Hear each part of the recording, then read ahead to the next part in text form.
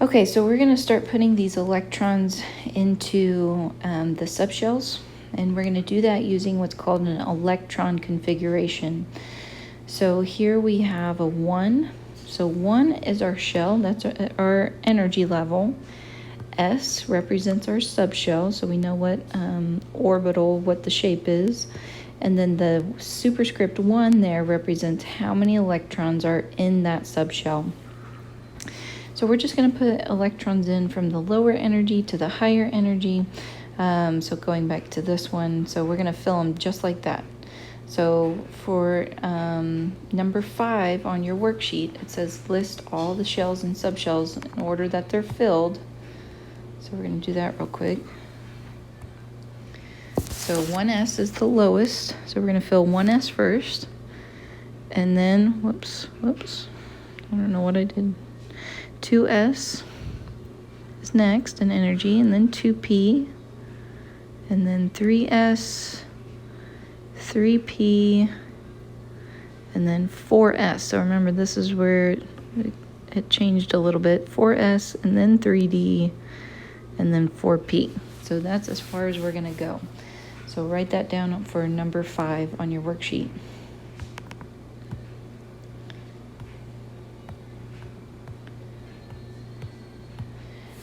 Okay, so we're going to do the electron configuration. Oh, sorry, let me go back to that. And do a couple examples here for you.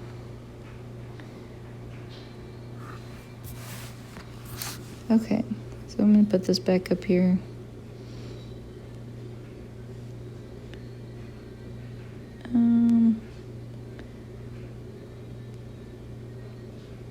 So I'm just writing the maximum amount of electrons that can go in those subshells. Okay, so first up, let's do the electron configuration for helium. So helium has 2 electrons, and all I have to do to figure that out is look at the periodic table and look at the atomic number, and that tells me how many electrons I have. So 2 electrons.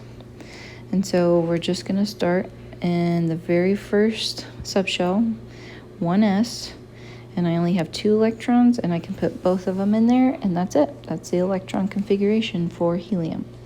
Okay. And then let's go to lithium. Lithium has 3 electrons. Again, I'm just getting that number from the atomic number. So I'm going to start at 1s and put 2 electrons, and then I just have 1 more, so I'm going to go to 2s. And I'm going to put my last electron in 2s. So I have 3 total there. Okay, let's jump to boron. Boron has 5 electrons. Okay, so we can start at 1s and put 2 electrons. Go to 2s and put 2 electrons. So I've used 4 total electrons so far. And then we're going to 2p. And I only have 1 left over. So all I have to do is put a 2p1, so I have 5 total electrons there. Okay.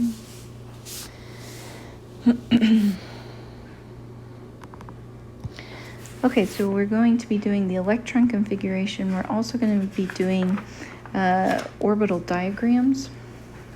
Actually, before we get to that, let's do a few more examples, and we'll do some from your worksheet. Okay, so potassium is your first one there. Okay, so potassium has 19 electrons. So we're going to start at 1s. So we're going to put 1s, we're going to put 2 electrons. Then go to 2s, 2 electrons. And then 2p. We have 6 electrons there. So I've used a total of 10 electrons so far. So I've got 9 more to go. Okay, then we're going to put 3s, put 2 electrons, and then 3p, and put 6 electrons. Okay, so far I have 18 electrons that I've used. Next up is 4s, and I only have 1 left, and that's why I'm going to put it in 4s. So that's the electron configuration there. Okay, we'll do iron. Okay, iron has 26 electrons. So again, we start in 1s, put 2 electrons, 2s, 2 electrons, 2p, 6 electrons. So I've used 10 so far. And then we go to 3s, 2 electrons, 3p, 6 electrons, and then 4s is next. And I can put 2 electrons, so there's 20. And then next was 3d. So again, just follow the list of the subshells that I gave you. And then we have 6 left over, so I'm going to put all 6 in 3d, because d can hold up to 10. Okay, let's do one more. We'll just do the next one, selenium. Okay, so selenium has 34 electrons. Okay, so this is the longest one. 1s2, then go to 2s2, 2p6, 3s2, 3p6, 4s2, 3d10. Okay, so there's 30. I've got 4 left, and I'm going to 4p4. So again, that we're only going to 4p. We're not going any further than that.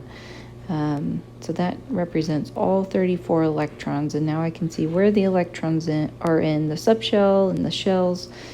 So again, it's all about that probability.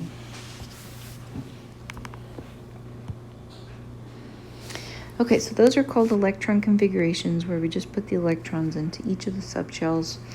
And then we can also do what's called an orbital diagram. So the orbital diagram shows it a little bit different.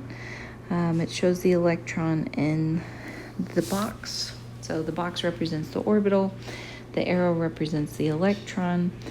So hydrogen only has 1 electron, so its electron configuration would just be 1s1. And so I can do an orbital diagram for that with just putting 1 electron in the box. So you can draw a box for an orbital, or you can just draw a line.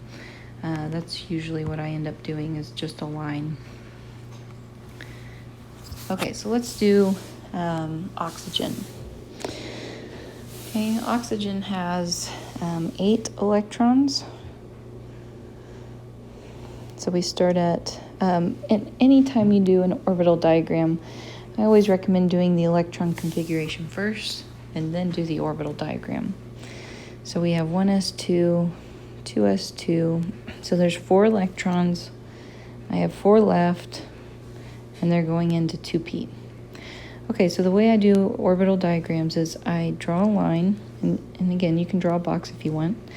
And S only has 1 orbital, so I'm only going to draw 1 line for 1s. And then 2s only has 1 line, and then 2p has 3 lines because it has 3 orbitals. So I'm going to put these electrons in, but before I do that, I want to hop to the next slide real quick, because electrons have spin. The Pauli exclusion principle tells us that electrons in the same orbital have opposite spin. So that means one will be spinning up. We're going to show it spinning up with drawing our arrow up, and then one will be spinning down, and we'll show our arrow drawing down. So let's hop back over here. So for our first one, we can see that we have 2 electrons in the 1s. So I'm going to draw one going up, one going down.